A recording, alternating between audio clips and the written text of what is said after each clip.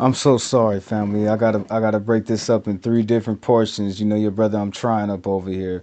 But check this out. We're gonna go ahead and finish up the full life of King Saul, because I went from the top of his life, from the time he was a young man, all the way until now. It is his death, because like I told you, he was 17 years old when he gained his power as king, but he didn't make it official until his first battle. I forget who. What was it? The Amalek? No, the Amalekites is where he disrespected and did not. That's where I did too. I messed up because no, we talked about it. He was disrespectful to God. I'm sorry, family. He was disrespectful to God, and he didn't destroy all the different things that he was supposed to destroy everything. That's where he fell out with God. He was breaking what God told him to do. But any other thing that I missed from David, it's Saul. It's going to be something. It's going to be something that I could have had put in this that would describe him more. But like I said, any question about King Saul, I can answer it, because I went from the beginning of his life, and like I said, when he was 17, he was looked at as the king because he was anointed by God to be the king, but he did not become the king until he went into battle the first very time, and people took him serious to be the king before Samuel's death, because Samuel would be like his he looked up to Samuel because he was the spiritual man and his advisor, but he would be like a father to him as well, because he knew God and he was close to God. So Saul really looked up to Samuel. That's the only thing that I really didn't bring in this, is I tried to keep David out of this to a minimum, and I tried to keep Saul out of this to a minimum. I did, because I feel that those people are different people and they got a whole story to tell of their own story. So I just wanted to just stick with what is Saul, what is his life and his death.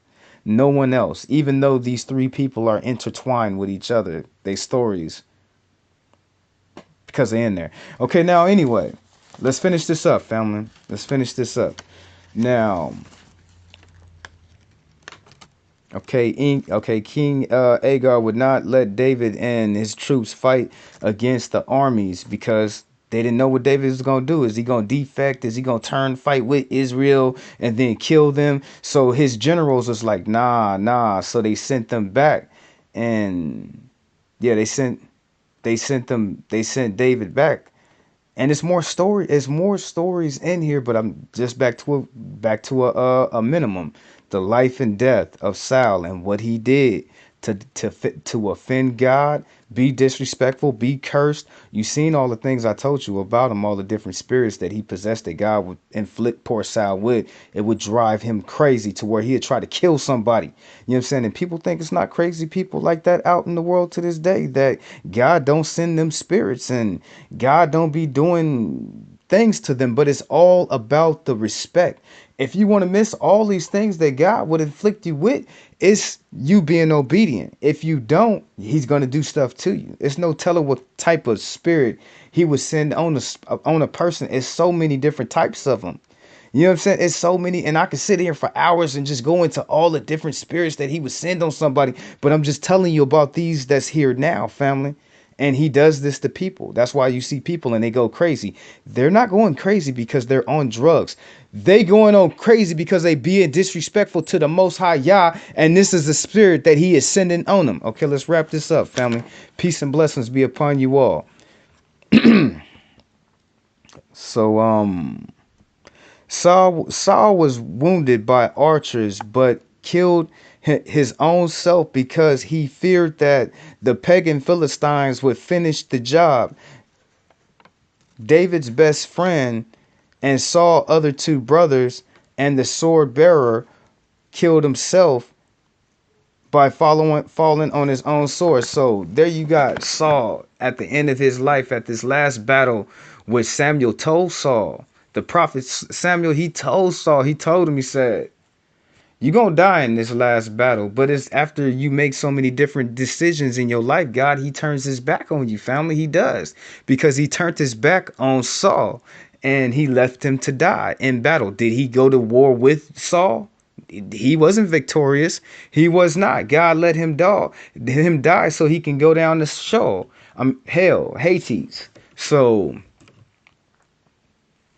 Saul killed his own self. He was injured by the archers. They did shoot him with them bow and arrows. He probably had like two shots in the chest, but he was still alive, family. He was still alive. And he killed his own self. He did because he feared that the pagan Philistines would finish off the job. And David's best friend was killed in battle, and King Saul other two sons was killed as well, and King Saul swords bearer, he was king as well. So that is the life and disrespect and death and all the things that King Saul did and his whole life. Now this has been your brother Jehoshaphat. Peace and blessings be upon you all. I'll see you in the next one, family. Peace and blessings be upon you in Yahshua precious name. For the Father Yah, he is worthy.